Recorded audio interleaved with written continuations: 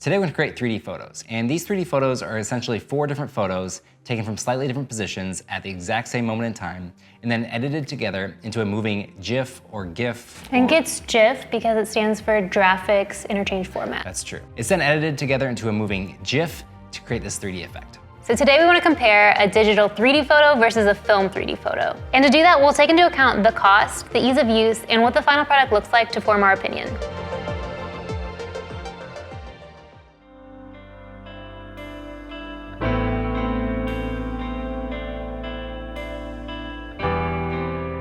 Rachel, I'm so happy to be standing here with you today, surrounded by all of our friends.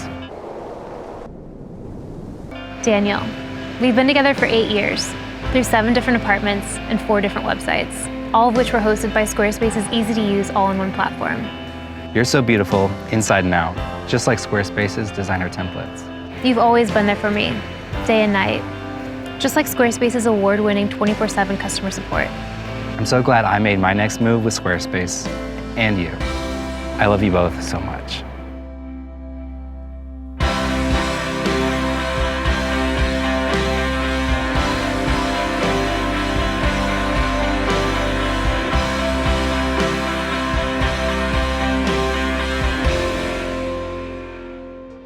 First, let's talk about the film option.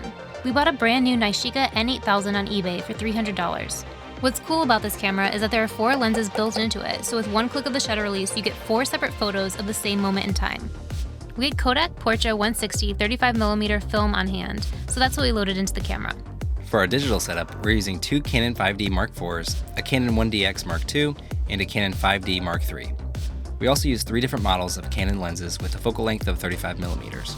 Ideally, we'd be using all the same camera and lens models, but this is just what we and our friend Will had available. We set them up as close together as possible with a little arc to give it a slight orbit effect and to keep our subject better composed in the frame.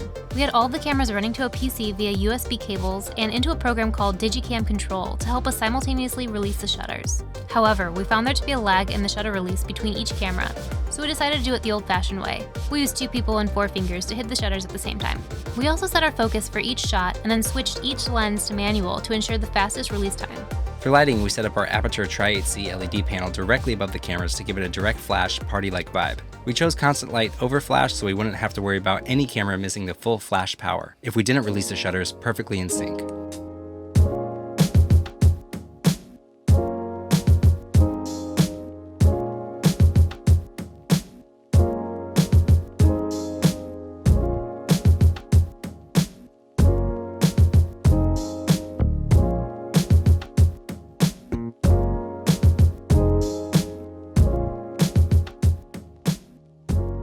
Film scans back from the lab, and this is how they looked. We actually like the dark and moody look captured on the Portra 160 film, but you could use a higher speed film to avoid underexposing. We actually added our MS Portrait preset in Lightroom to these scans and made some adjustments to add some contrast and adjust the white balance. As you can see, each scan has 2 exposures on them, so we just needed to align all 4 into a composition to animate. You can do this in Photoshop or even Premiere, but we like After Effects best for this. Basically, we're just going to mask out each shot and then adjust the position so that they are perfectly aligned. We're going to match each shot to Kyra's eyes in the first exposure.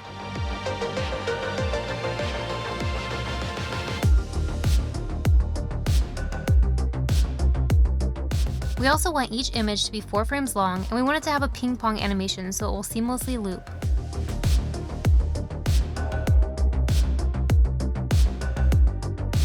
Finally, we'll adjust the crop and size so that the entire frame is filled.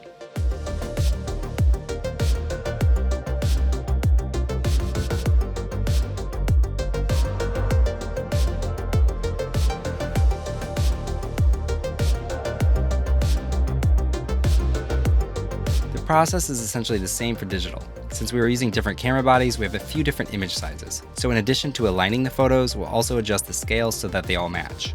Let's take a look at the final results.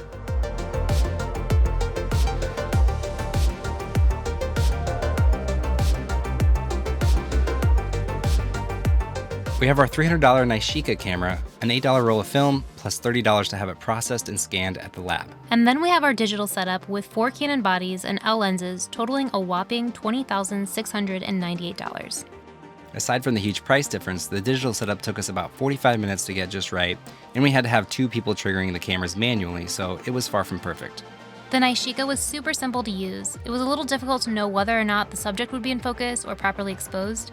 There's just a little red dot in the viewfinder that indicates low light, and Nishika recommends having your subject at least 6 feet away. And with the Nishika, you are limited to just the 30mm focal length with the fixed shutter speed of 1/60th of a second, and the aperture can only be set to f8, f11, or f19. As far as which setup we like better, the Nishika wins for us. We really loved how the film looked. The combination of the lenses being closer to one another and the grain from the film gives it a more haunting quality that we just didn't get from the digital setup. So while you do have more flexibility with the digital setup and it looks super clean, for our purposes, the Nishika wins. We hope you guys enjoyed this video and seeing the difference between a film 3D photo and a digital 3D photo. Like, subscribe, and be sure to comment on this video because we're giving away a 2018 Mango Street preset pack to our favorite comment. And special thanks to our friend Will T. Yang for helping us out, and of course our model Kyra. Check out their links in the description.